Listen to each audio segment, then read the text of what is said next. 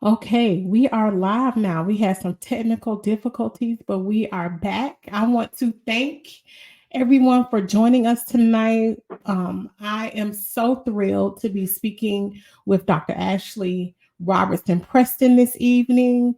We have known each other for many, many years, and she is a real Bethune scholar. I'm telling y'all, you all are in for a treat.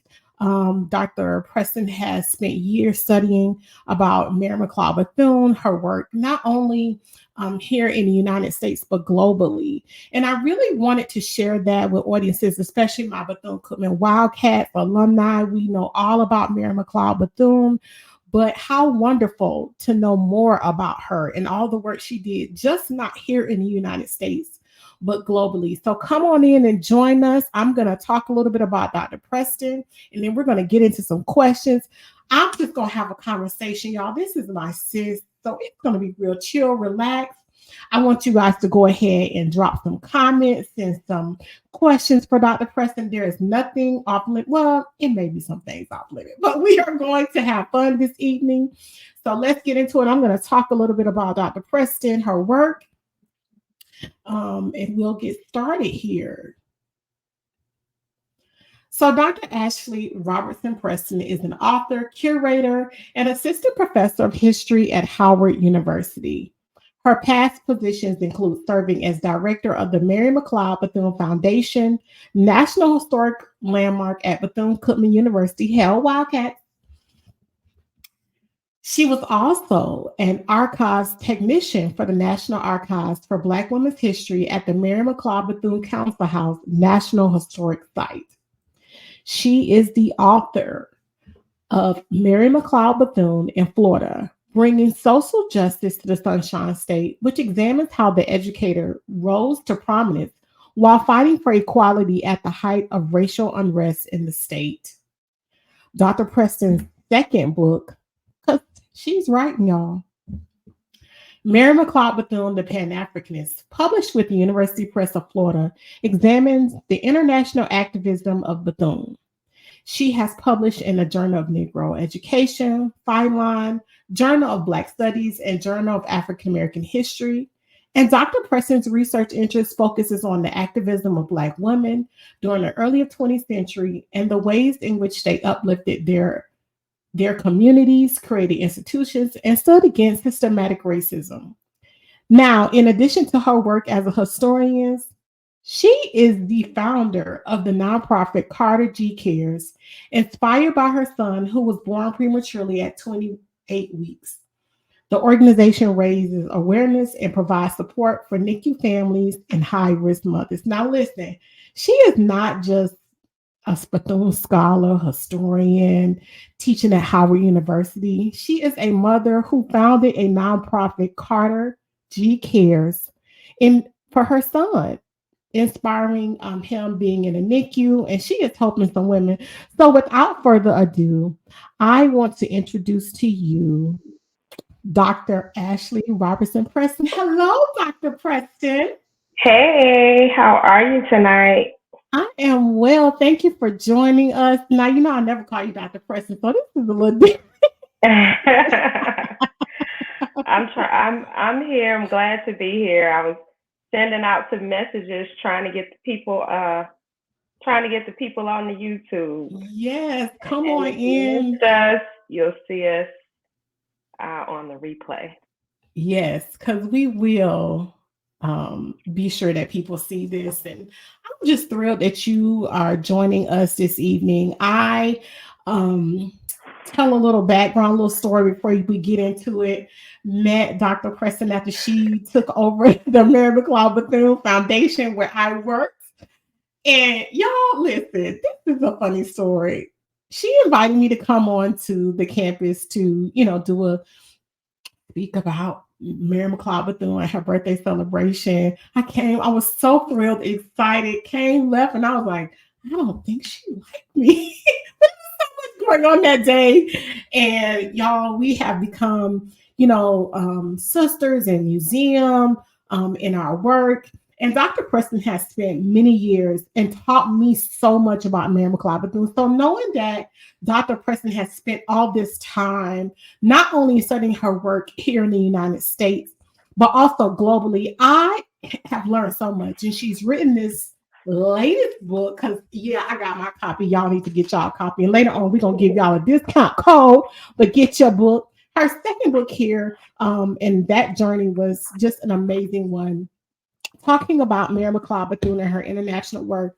So, Dr. Preston, I want to get into the first question.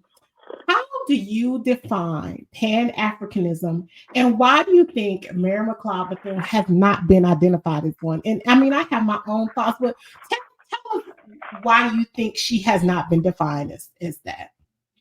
So first, I want to say thank you. Can you hear me? I'm okay. Yes, I can hear you. Okay, I got my headphones on. Thank you so much for the work that you're doing. Thank you for Heritage Salon, all of the great Black History Month posts that you all put out, and just for continuing to give historians a platform. Many of us are so busy in the classrooms, and so busy at conferences and all of these different things, that we don't have the time sometimes to, create these types of opportunities. So thank you for what you're doing with Heritage Salon, in bringing history to the people, public Thank history. you. That's what I do, and that's what I believe in. So thank you so much, on this Women's History Month. Starting with this new book, Mary McLeod Bethune, the Pan Africanist. This book was a labor of love. It started as a dissertation. In 2010, I came to Howard University. Didn't know what I was going to write about. Dr. Clark Lewis came into my classroom. I have to tell this story every time because it just means so much to me that she really told me to go to the Bethune House in DC, and she told me to go volunteer, go find a job there. And, she really pointed me to the Mary McLeod Bethune story. And at the time, my major was African diaspora. So in my mind, I didn't think that I would find anything on Mrs. Bethune. So I saw two things. I saw that she had won the Haitian Medal of Honor and Merit, and I also, saw that she had won, the Liberian Star of Africa. When I saw those two things, I thought, wow, that's kind of interesting that she, was in Liberia and Haiti, but I thought that was just two little, trips that she had possibly taken. And I started to really discover that she was very well traveled. While I worked at Bethune Cookman, I actually had a chance to see her first passport, and just seeing that passport and hold it in my hands, I was like, wow, the things that I had, written about and researched about, I saw the actual tangible, I saw the actual passport and was able to hold it and help preserve it during the time that I was running the Bethune House in Daytona Beach, Florida. And so when we look at this idea of a Pan Africanist, first, I want to read the definition that I use. And I think this is really important because sometimes we throw phrases around, we throw words around without really investigating their meaning. And so, according to P. Alasawuche's, I think I'm saying his middle name wrong, but his last name is Esadebe. He has an excellent book on Pan Africanism, and this is one of the books that I was using to study for my comprehensive exams at Howard University. And one of the topics that we studied working on the diaspora major was Pan Africanism. And so we talked about Marcus Garvey and all of the great things that he's done.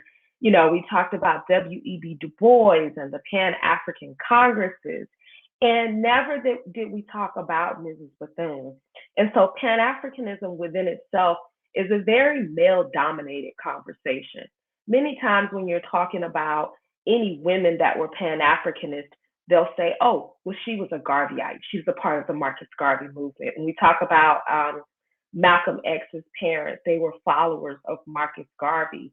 And so those types of people can be associated with Pan Africanism because they were a part of the organization. or if you were an attendee at the Du Bois Pan African Congresses. Okay, then that woman can be a Pan Africanist. So they are attaching them being a Pan Africanist to those men who are leading those organizations. But I found that Mrs. Bethune, she was a part of neither organization.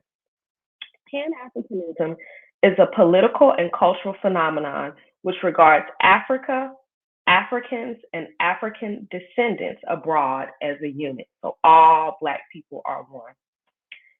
It seeks to regenerate and unify Africa and promote a feeling of oneness among the people of the African world, uniting Black people wherever they are throughout this diaspora.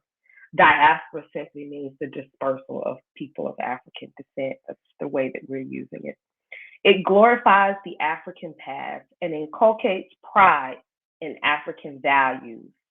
So, Africa, being proud of being African, seeing yourself as being one with other people of African descent, feeling that you have unity between people of African descent. This idea that Africa is the homeland of Black people. And these are things that Mrs. Bethune believed in.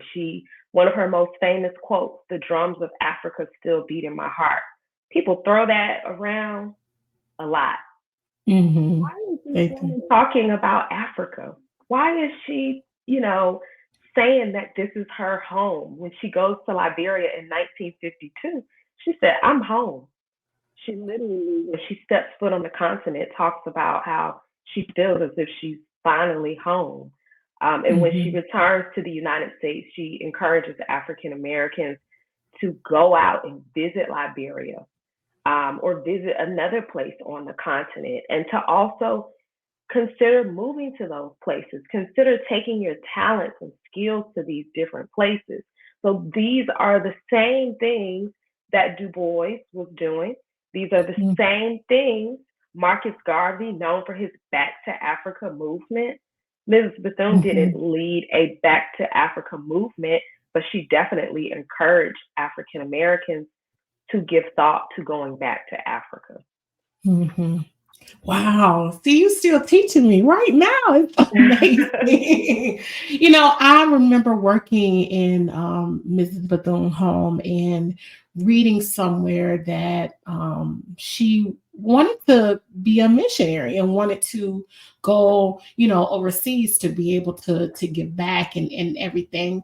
So can you share if that is what prompted Mrs. Bethune to have this interest in international work and travel? Is that yearning, that burning desire to go over as a missionary?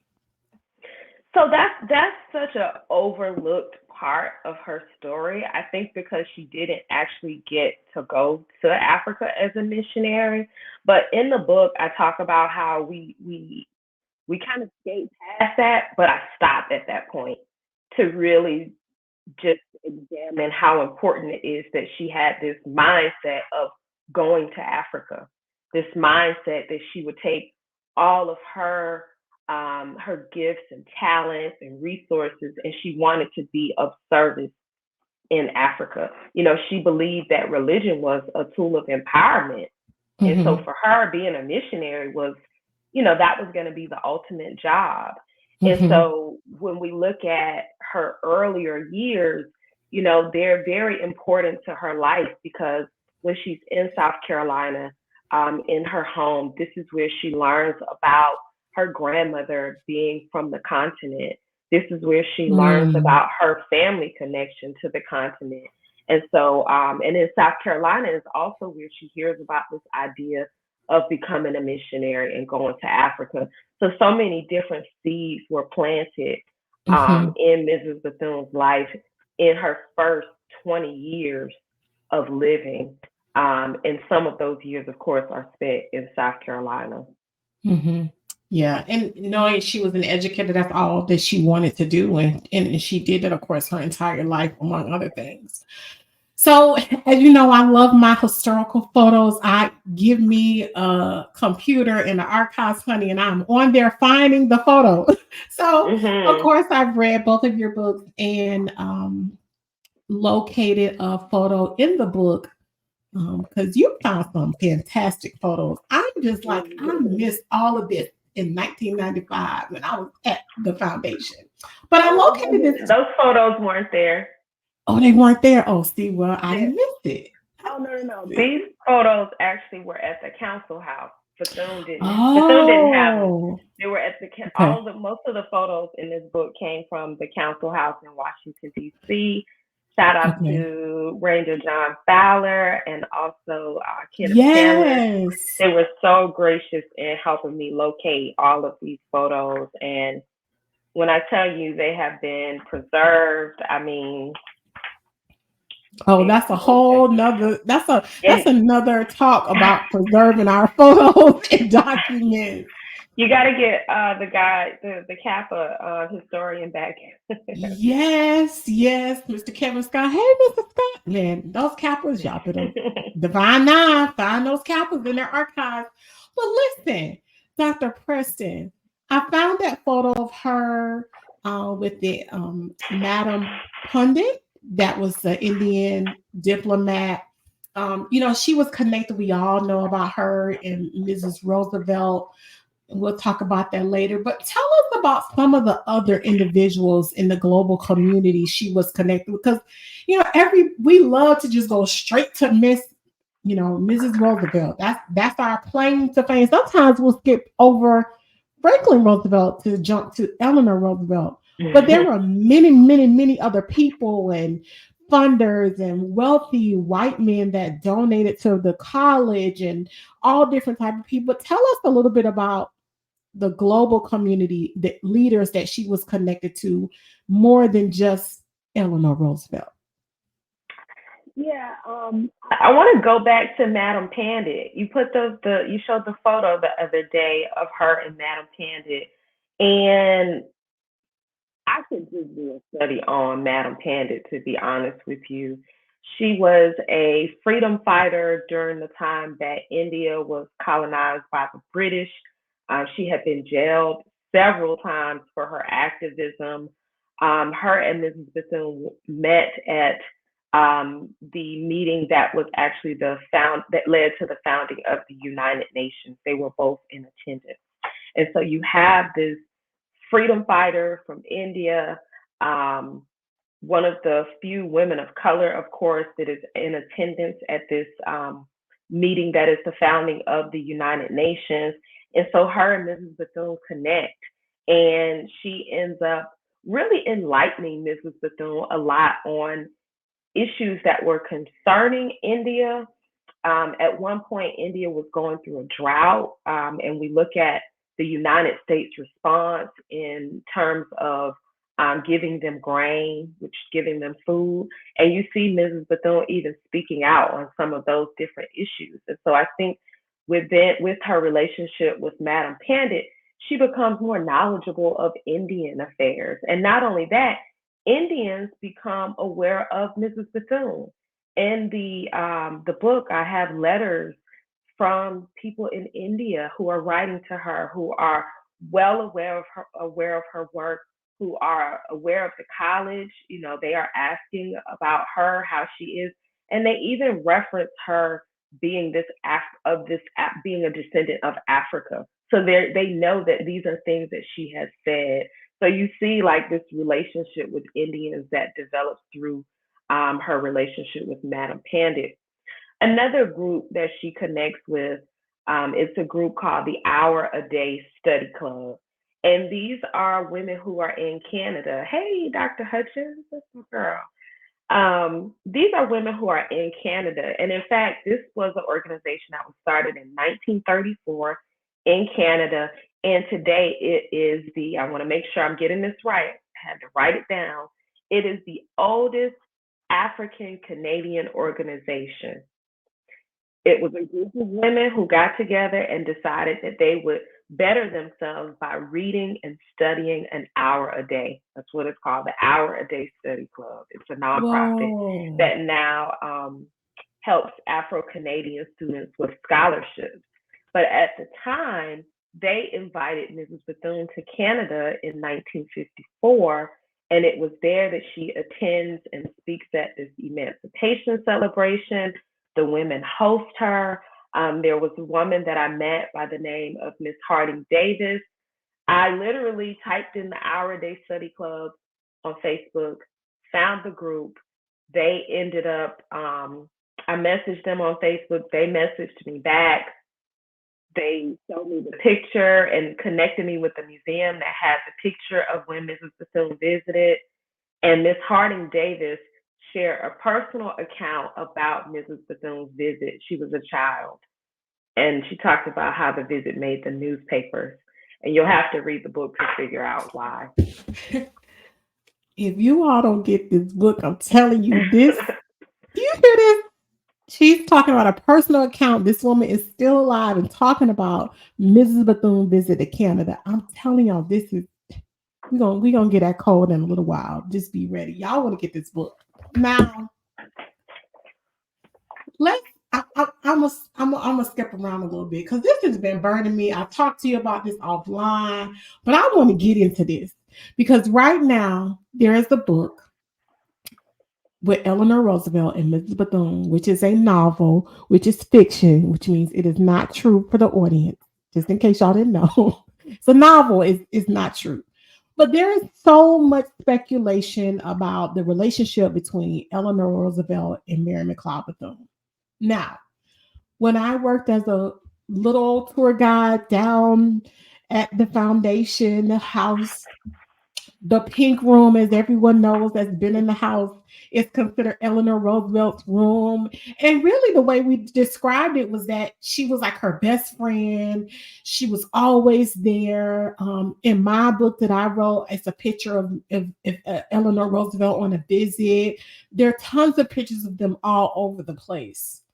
And it paints this picture of this, it really does paint a picture of this very close relationship, like they were, I mean, bosom buddies. Now, but I know as a public historian, here we are, we research, we get to the primary source, we get to the receipts, as they say.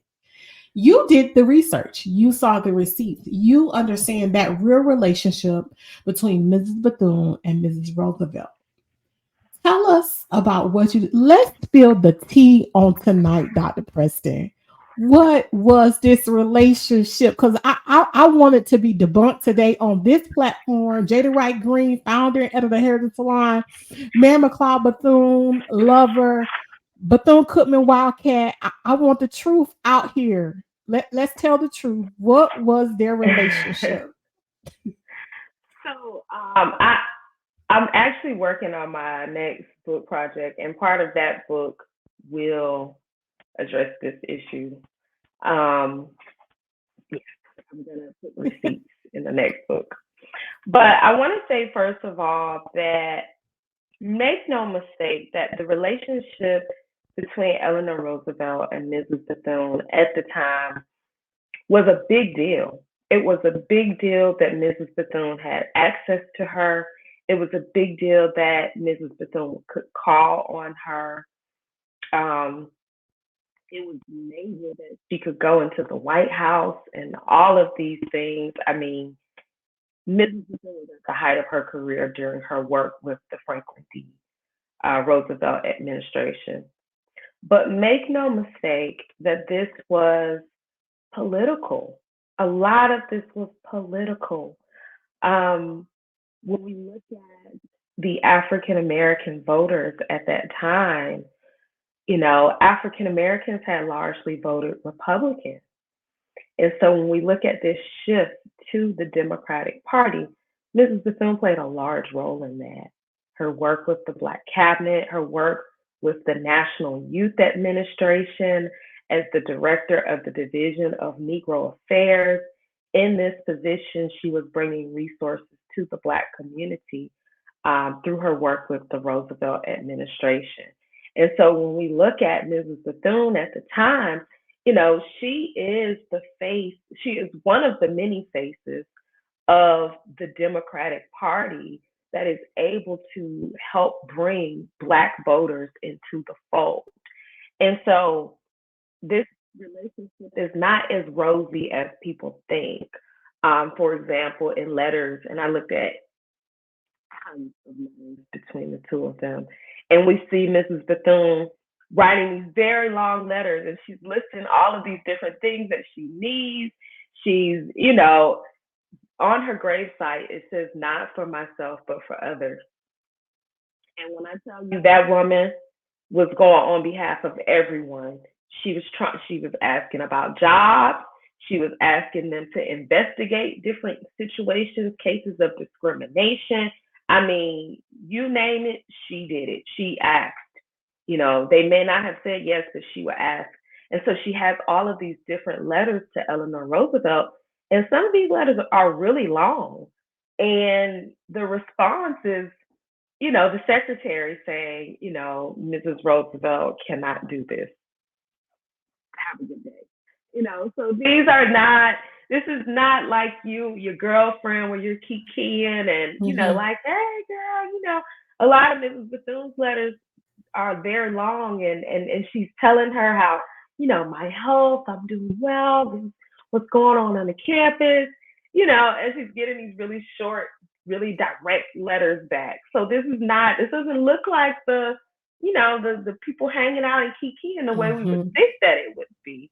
But, she does get a lot accomplished because of this relationship. And so, for example, when we look at the Women's Army Auxiliary Corps, we see Black women serving in these roles. And the first time that Black women will serve in these roles, that will be going into the military. First time they'll serve in roles other than nurses within the military. And so Black WACs are becoming a part of this because Mrs. Bethune puts the pressure on First Lady Roosevelt to make this happen. In her book, Justice Older Than the Law, Ms. Debbie Johnson Roundtree, who passed away at 100 years old a couple of years ago, she says, I heard Mrs. Bethune with her cane, "I want my girls involved." And she was talking to First Lady Roosevelt. And so, she's putting the pressure on her. And so there are so many things that I think Eleanor Roosevelt gets the credit for in terms of things that are really ideas that Mrs. Bethune was in the background pushing for. And so, Eleanor Roosevelt grew up very privileged. She never knew Black people for the most part growing up. And so Mrs. Bethune really put her on to game. Like, she put her on to what was going on in the Black community. She's the one that was like, "Okay, girl, this is what's going on in South Carolina. Can you intervene? Because it's not looking good." So, she's the voice. She's the one. And, it worked in her favor. But, it's not as if Eleanor Roosevelt and FDR were just, her besties. Like, this is primarily political for the most part. Yeah. And we don't talk about that, but that's what it was. But I love that you hear that you say that Mr. Bethune was hitting her cane. And I always tell this story if you ever hear me talk about it. And I told you this. I never heard her voice until I went to the archives at the council house. And her voice is so light. I'm thinking it's deep but this woman just had the audacity to ask. She was not afraid, the boldness to be able to ask for things to anybody. She did not care. And the grassroots approach to fundraising, we all know the sweet potato pies. She wasn't above anything asking or whatever. And just so you described her, right? You writing these long letters, I can just see her because she was not going to stop. She was not going to stop. I reading your book and knowing that Mrs. Bethune went to Cuba. You talk about that in the first book that y'all need to get. I'm trying to find it. I got it in here somewhere. That first, especially these Floridians. These Floridians, y'all need to know what Mrs. Bethune, did in Florida, the social justice. But you talk about her there were visitors from Cuba around 1950 to the school, to Bethune-Cookman. Again, Hell Wildcats, love my school. And there were students that were actually enrolled during this time. I want you to talk a little bit about her trip to Cuba in 1930, though, and how she tried to cultivate this relationship between Americans and Afro Cubans. Yes, and let me just say too, I want to go back to something about the besties because she did have a bestie, and one of her besties was Charlotte Hawkins Brown, and Charlotte Hawkins Brown had a school in North Carolina, and another one of her very close friends was Nanny Helen Burroughs, and she had a school in Washington D.C. And the three of them called themselves the three B's of education: Bethune, Brown, and Burroughs. Not have a nickname in here. Come on The now. bees of education, The bees of education. not Beyonce, the original beehive, The original Beyonce. the OG beehive. So she actually had best friends Hmm.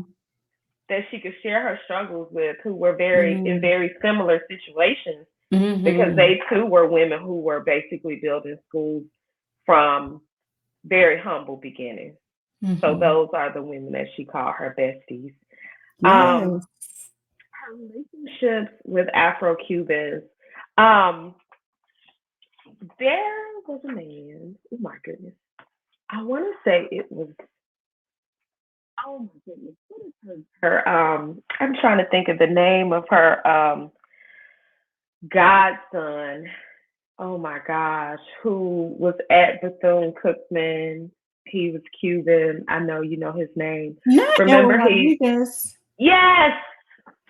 Who huh? Yes, Mr. Edward Rodriguez on that picture. Rodriguez. Yes. Yes. So Edward Rodriguez, he was Cuban, right? Yes. Yes. And I did know that. Yes. yes, so we talk about Afro Cubans and her relationships.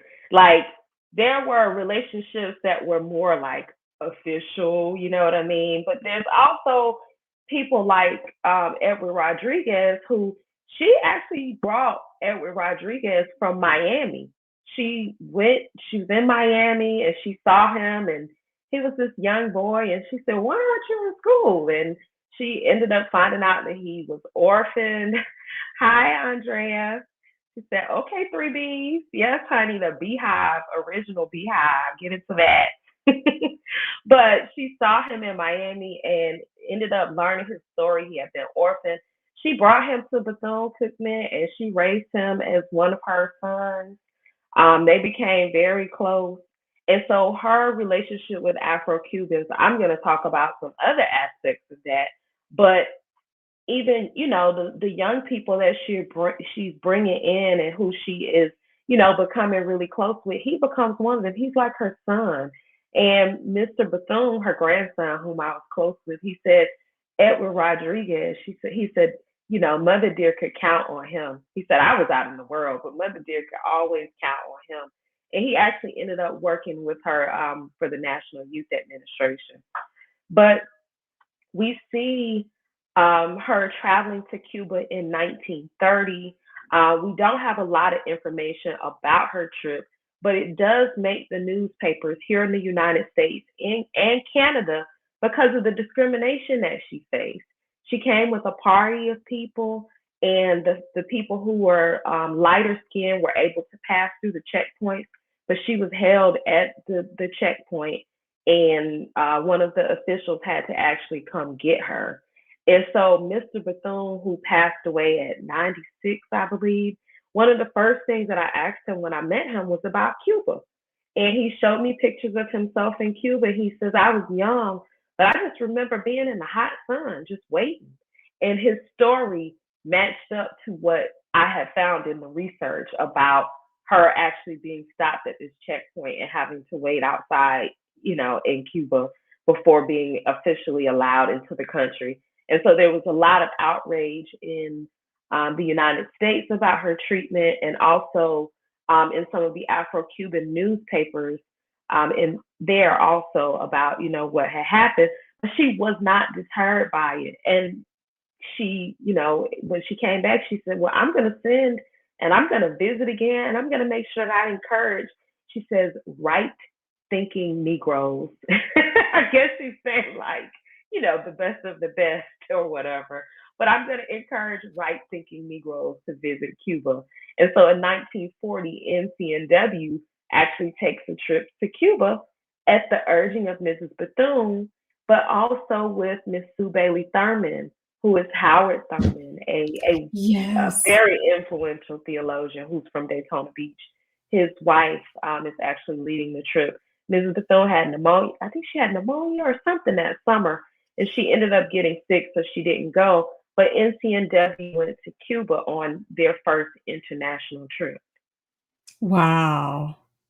Yeah, because I read that you talked about when she traveled, she would come back to the campus or back to Bethune Cookman, and she would encourage people go, learn, visit these places, understand. It was like she was really trying to introduce, us to something totally different than what we knew just in our own backyard.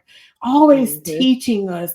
But let me go back for a minute. You said that she was there in 1930. So if I'm not mistaken, let me, I don't have the receipts up. That was the time that she was operating as a president of the college. Hmm. So wait, okay, it's night. Let's put this in perspective. I just want y'all to understand this. This is 1930. There is no fax machine. There is no Zoom call. And Mrs. Bethune is on her. She's gone from the campus. Okay, Hmm. she can't go in and have a Zoom meeting or with a fund of y'all. She was overseas, even then working, doing international work, and being the president of Bethune Cookman. Okay, remember because Hmm. Bethune Cookman College started in 1923. Okay, so it's 1930. That's phenomenal. I mean, this woman just did so much and continue to Hmm. educate us. So let me ask you this. I saw that, and it always was like that when I was at Bethune Cookman. I remember being a hall monitor. My husband Daryl likes to. You were a hall monitor. It was basically an RA. It was another way to You were get. Listen, You were I, RN, right? RA, residential assistant. I was a hall monitor. It was another Free way to get. housing. That's free housing. And That's a free big room. housing. All the Listen, RNs had the big rooms with the personal bathroom. by yourself. Now I didn't have a personal bathroom because I was in Curtis Hall at the time. But listen, you had a room by yourself, and I'm an only child. I wanted my own space. But anyway, when I was a hall monitor, Daryl, I know he's somewhere. Don't laugh. Anyway, we had a lot of Hateration. students that were from, international. They were from all over the Caribbean island. My big sis, my special Kamisha Whitaker. Shout out Kamisha. She's from Jamaica. Like there was so many different people. One of my line sisters from Alpha Kappa Alpha Sorority Incorporated were from the Bahamas and Jamaica and Africa. Mrs. Bethune had students from the Bahamas, Africa, Honduras. This was like 1948. Okay. Mhm. What do you think attracted them to the school? Because that, again, y'all, this is not where you just picking up the telephone, you just hopping on a flight, you Zoom and you FaceTime. This is not happening in 1948. That was a big, that was a big deal for you to leave your home country and travel and come to little old Daytona Beach, Florida. Okay, to go to Bethune Cookman. Tell us, what do you think attracted them to the institution? Yeah, so there's a really good book called Forging Diaspora by Frank Gurdy. And in this book, he talks about the relationship between African Americans and Afro Cubans. And he hones in on this idea of, Afro Cubans going to HBCUs. Specifically, he talks about them going to Tuskegee. And so when we look at the Harlem Renaissance, for example, one of the aspects that we often discuss is this influx of Afro Caribbean people from various places. But we talk about them going to Harlem. they're also going to these historically black colleges and universities.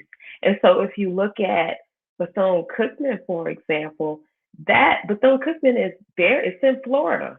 So it's one of the closest ones to some of these different areas. It's probably one of the closest HBCUs to Cuba. And so people of African descent who are from the Caribbean, they're going to these HBCUs also because of segregation. When you think about where they're going to be welcomed, HBCUs, of course, are going to welcome them with open arms. So segregation does play a role in that. But we see an influx of Afro Caribbean people coming to different colleges and universities. But Florida, in particular, was definitely a hot spot for those students. Yes, I mean, I know people that came to Bethune and they flat out tell you, I want to come to the beach. They just wanted to be there. Mm-hmm. And it was a little walk over to the beach, but I'm from Jacksonville, Florida, so I was used to it and didn't miss it until I came back. But yeah, I could see that being one of the things that really attracted them to the school. And just Mrs. Bethune. I mean, I can For sure. imagine this woman convincing, just talking about the school and the students and all the variety of ways you can study and learn and research. And who would not want to sit at the feet of Mary McLeod Bethune? Okay, listen, Mhm. who didn't? And it was So last, definitely her reputation, but her yes, reputation with Bethune, she her reputation as a black leader, and the great things that she was doing spread throughout the diaspora. Like people knew who she was, and in fact, I talk about her being inducted into a Cuban Society of Arts and Letters, an mhm. organization of young people who are inducting her into this organization as an honorary member, kind of like a sorority. But she was already a member of sorority, Delta Sigma Theta Sorority Incorporated, of course. But Yes. she becomes a member of the Cuban Society of Arts and Letters, and so Mrs. Bethune is recognized. And so yeah, that was another part of it. Let me plug up my computer. Yes, and we know that she was an honorary member of Delta Sigma Theta sorority. Shout out. Uh I know. Yeah. Y'all. That's okay. Y'all got Mrs. Bethune. That's all right. And let's just see that notice that we both have our pearls because y'all, Mrs. Bethune was wearing her pearls, her fur coat, her heels, her cane, her purses. She always had a purse. But I see you today with your red on and your I should have thrown some pink just to remind, hey. I have to do it sometimes. You got to do it. I understand. All right, Pastor Dove here, Duval. That's right, Duval. Hello. Yes, yes, yes. Hey, Thank you, Doc. Pastor Dove. Hey, Thanks for thank you joining for in. joining. Yes, thank you for joining us this evening. So, Dr. Preston, we talk offline a lot about our sources and where we're getting information from.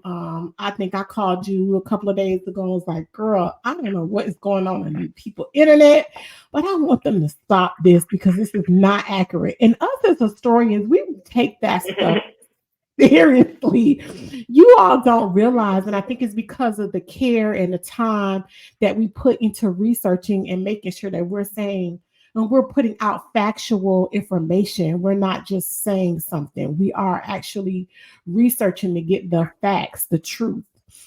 And I tell people all the time, please be careful when you resharing and sharing and looking and seeing people do things for the likes and all that, but I want you to talk Hmm. about and I know we discussed this a little bit, some of the places that you found some of your information and your photos, because I'm not going we talked about showing this photo, but I'm not going to show this photo. Probably one of my top three photos of Ms. Bethune is a picture of her going through the airport in LaGuardia. Y'all got to I get might the show it. I see. might show it. You I might might you might show it. show it. If you want me to show it, I'll find it, then Let I'll me show it. see. Let me That see. I might that show it. Do I that have it? Lord, I photo, don't know what page it's on. Oh yeah. Okay, I'll show the photo. Let's see you if gonna they show can it. see it. Okay, just listen. my probably top three photos. I'm always talking about humanizing. I can't get it right, I but love this photo because tell us a little bit about that picture. Sis. Let's talk about that. okay. What was she doing? If I can hold the picture together, I'm holding the wrong way. I don't know why I'm doing it, but anyway, this picture is I'm gonna read the caption. Miss Okay. Bethune rushing to a plane that was held for her at LaGuardia Airport when she was late for departure to Paris on her way to Monrovia, Liberia, to attend the inauguration of President Tubman at the request of President Truman, January 3rd, 1952. Mrs. Bethune has on, this is I now end quote, Mrs. Bethune has on her fur, she has a scarf around her neck, she has her pocketbook. She's walking through this airport late. Planes being held for her. She's laced down. She's furred down. She's ready to go. Mind And you, wait for she's me. traveling to Paris, so this is probably like a 12-hour flight, 10-hour flight. But she's cute, honey. She even has on some She little heels. is. She I don't is. travel that way, Miss Bethune. No, and that's it, y'all. I really listen. I love that picture but wait, y'all, holding the plane Because I'm going to Africa. I told y'all that was my home, and y'all not keeping me from Africa. Okay. with my fur and my heel and my hat. Sorry that I'm late. This is my Miss Bethune voice. Yes, But yes, it was the train that held me. yes. I'm ready. But y'all gotta see it because it looks like her facial expression. I think that's one of the things too I like about it. It's the facial expression you never see of her. Because we very rarely see her smiling, but on this one, it looks like she was about business and she was getting Africa in all of her gear. So I want you guys to drop some questions, some comments in the chat. Tell us, what you think about the talks. Ask Dr. Preston some questions while I have her here, guys. Now, while we waiting on some comments and some questions, sis, where are some of the places that you found some of the photos and letters? Just give us not all the secrets, but just a little bit, I a got a little bit. whole. I'm looking at a list back here in the back of the book. I'm the List. bibliography. Um, if they buy the book, they'll see the sources. They can go to the archives. Yes. It's a lot, but you can go. I'm so proud of myself for the research that I put into this book because um, there's so many different archives. There's the Schomburg Center in New York. Mhm. I remember making the trek to Schomburg in Harlem when I was in grad school to complete this part of the research. There's also the University of Massachusetts Amherst Library. The Du Bois papers that I used were all online, thank God. And then you have Indiana University. This is where I got some of those beautiful pictures from her trip to Liberia. And they were so Mm. gracious. I have pictures of her with Liberia's president, pictures of her with Liberia's first lady. And I even have a few that I didn't actually use in the book. The Library of Congress, being in the Washington, D.C. Metropolitan area is such a blessing in terms of research because you have Library of Congress. You also have Moreland Spingarn Research Center, where some of the papers were the Mary Church Terrell papers and the Max Jurgen papers. And then the NARA, the National Archives, and also the National Archives for Black Women's History, um, where I worked for 2 years as an archives technician.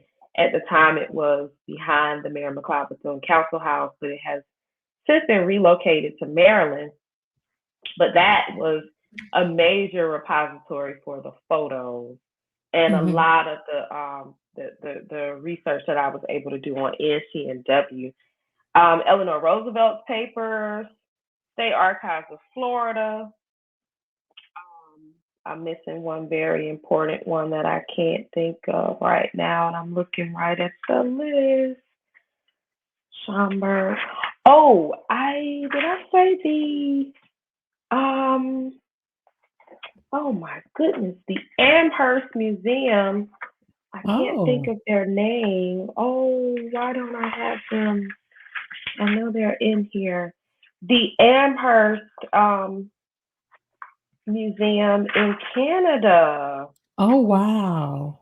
Shout out to my friends at the Amherst. I don't know why their Oh, names didn't appear on this particular list, but they were so gracious in giving me some of the photos, especially some of the photos that document her trip to Canada in hmm. 1954.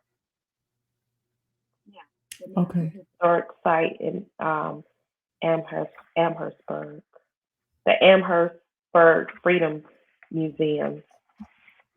Thank you all too. Thanks to all of those archives. Everybody was just a Yes, because major blessing.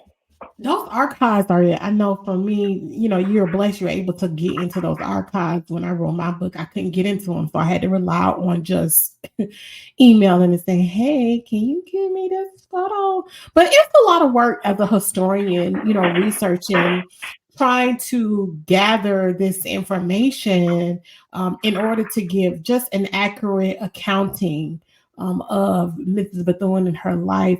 Now, Dr. Preston, can you share just real quick how long was the research and the writing for this book?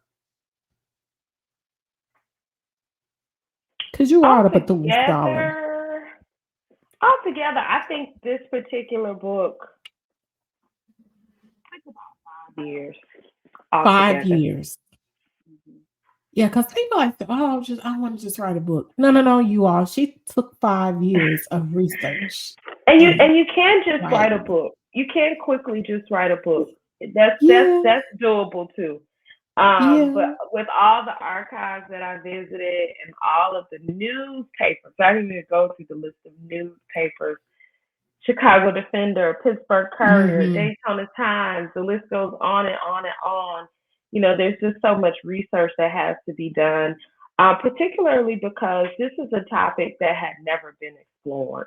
There's no Hmm. other book that looks at international work. And there Hmm. are other books on Mrs. Bethune, but when you talk about international, that means that you have to investigate all of these different places. And so the Right. research takes a lot longer, even though this is not a really long book. It was a lot of work to, look at these different places. Right, right, right, right, right. I just have to commend you because you are, and when I say that you're the Bethune Scholar, and if anyone follows me on social media, I will give you your flowers because you have not only done the research, but you have been blessed with the opportunity to work in two residences of Miss Bethune in Daytona Beach, Florida, and in Washington, D.C. And I don't know about you, but and I say this all the time, Ms. Bethune is such an inspiration. She really motivated me, and I give her credit for where I am today, for this platform, for Heritage Salon, me working in her house.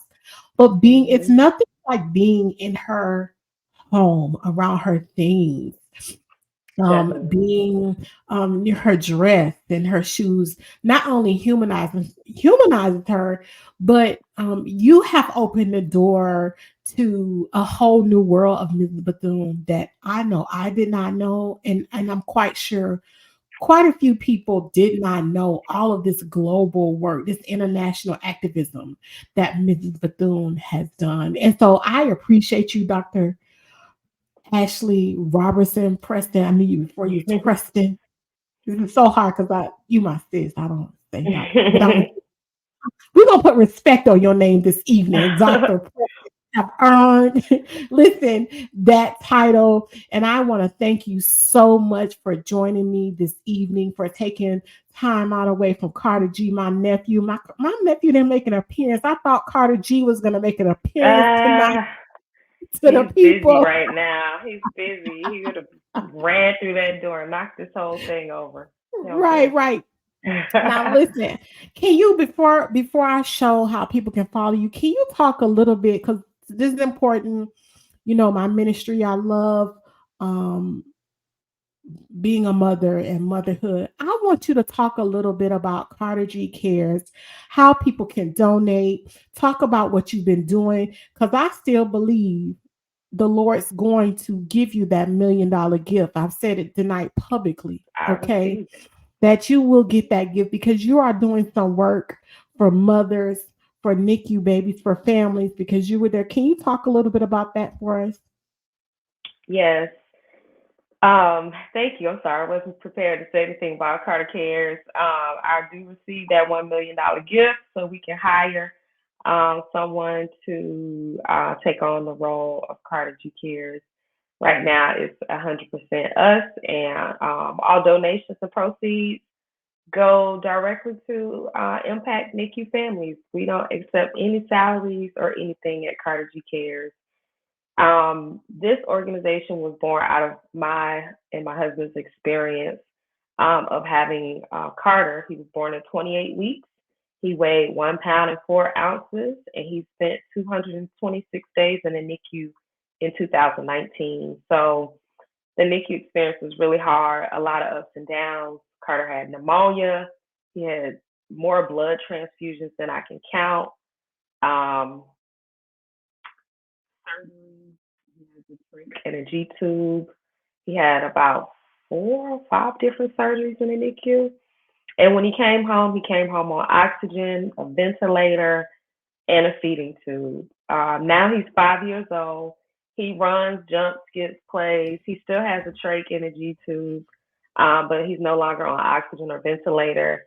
And he's autistic, and he's doing very well, learning a lot, and just getting to be really strong. And we're hoping that he'll be off of his trach soon. And In so Jesus' this, name.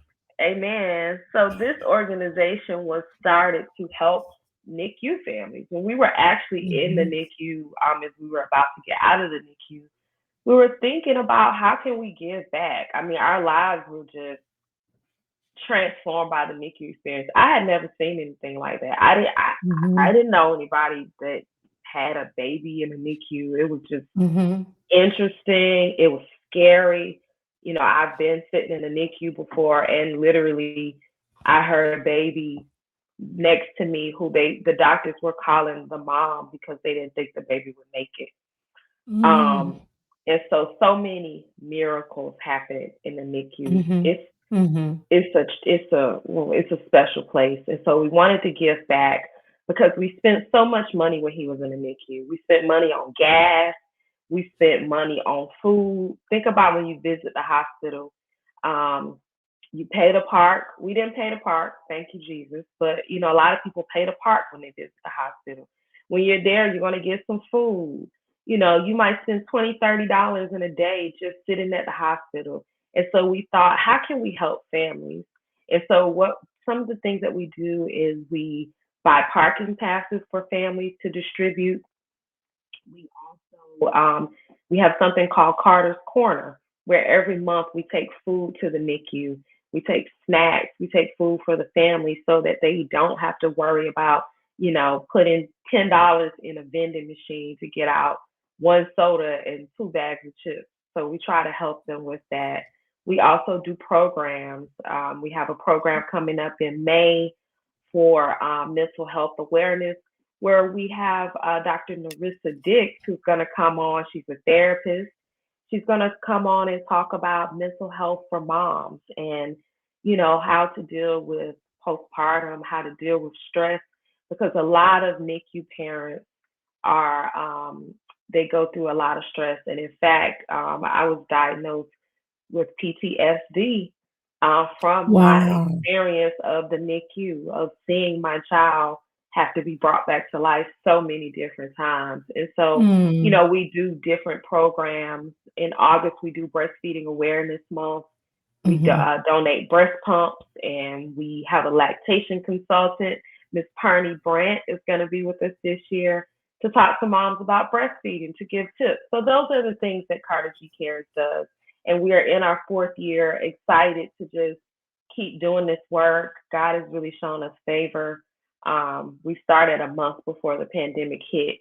So, you know, to be able to shift gears Yes. and make it through the pandemic, and now to still, be standing and working in two different states. I'm just really thankful that we can still do this. And, as we do Carter G Cares, it helps heal us too. You know, Yes. I pray Yes. over every basket and every gift that we give to families, but it's healing to us to be able to be in a position to bless the families too. So I'm thankful on all sides. Yes, yes. And I'm Andrea, so, yes, Sora Andrea, thank you. She says, bless you and your family for giving back and helping other families. This thank very you. sounds very familiar, like Mrs. Bethune giving back, thinking of others. You Enter are to literally, learn, depart it's to serve, yes, honey. I yes, heard it when I was down you, at Bethune Cookman. I saw the word. I you, saw the writing on the wall. I am listen, not a wildcat, but I was in wildcat no, country for about you, 5 years, you so I are got honorary Wildcat. You're honorary Wildcat, sis. Need to get your little shirt to it. say, I'll wait no. for my degree. Okay. Right. Okay. I hear that. You want your degree. Let's make sure that happens. If I got something to do, it's gonna happen. It's gonna happen. I want to thank you so much because you didn't just stop with your efforts with telling the story of Ms. Bethune, but you were putting your actions to work by helping these NICU families. And so I want to personally publicly thank you for that, Thank for you. going above and beyond. I'll talk to you sometime like I'm doing Carter Cares. I gotta get to Sam's, get to Costco. Like, let me Let me stop. go get the Costco so I can do Right. this part of care, Yes, honey. yes, Like you. actually in the back of my car, groceries to deliver. It's real, y'all. It's not But for you do play. it. No, but you do it. You teaching at Howard University. You writing books. You being a mom, a Oh wife to gosh, no. Marcellus. Shout out, Ro. Okay, my homeboy from Yes. Florida. We thank you. Oh, Miss Janet Simswood, thanks for sharing my Oh, Shiro.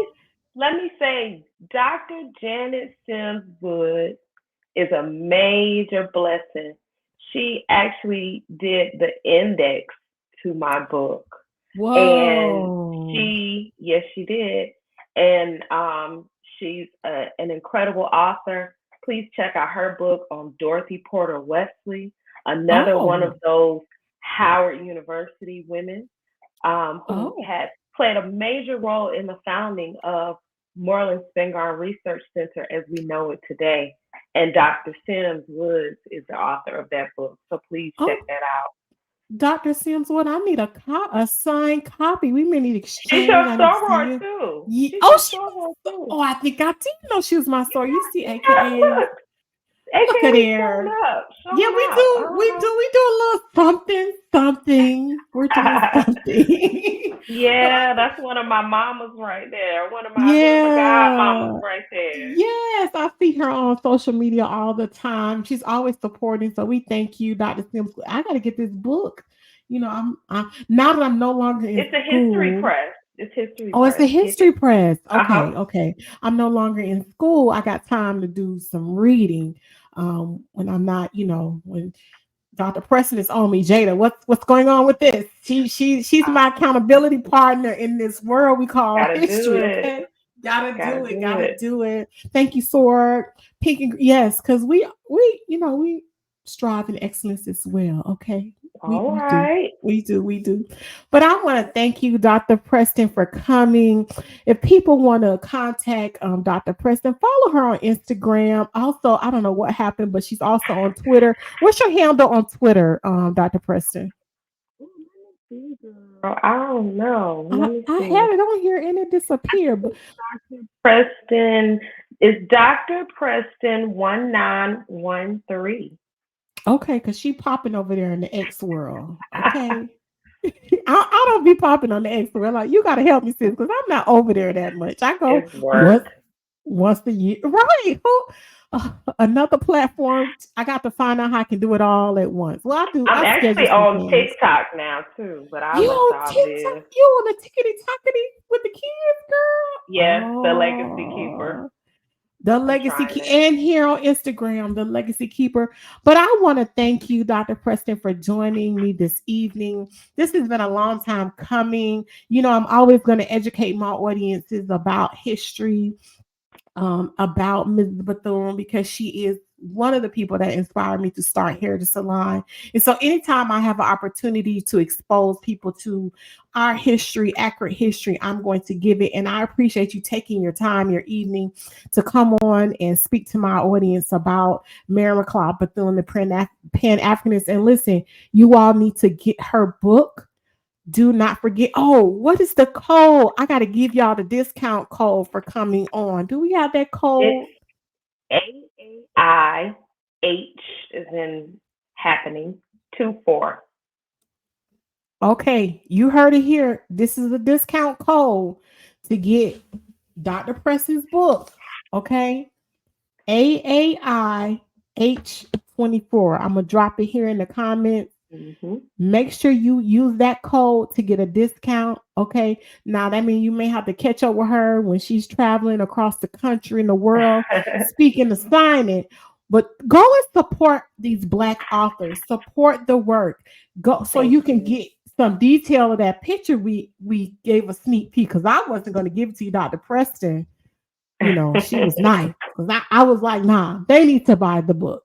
But I Oh, want it's you guys to cool. purchase this book, learn more about Mrs. Bethune, especially my Bethune Cookman Wildcats. We know so much about her being a founder of our school, and all the things in the house and all the crazy stories about Mrs. Bethune. We know she's a Delta, but she was so much more: a humanitarian, a philanthropist, advocate for social justice in Florida, and her global work, Dr. Preston shared with us this evening. So I want to thank you all for joining us.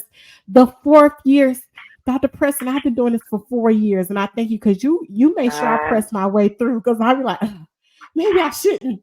Dr. Preston's like, keep no, going. keep going. And so this is the 4th annual Women's History Talk that I've done, HS Talk, and I'm so excited about what's to come. I got some more things in store that we're going to do, but I appreciate you joining us this evening. Be sure you follow Dr. Preston here at the Legacy Keeper on Instagram. Donate to Carter G Cares, okay, so we can help these NICU families. But I thank you all for being here this evening. And Thank thank you, you. Dr. Preston. We appreciate you. Thank you guys for joining us. Thank you.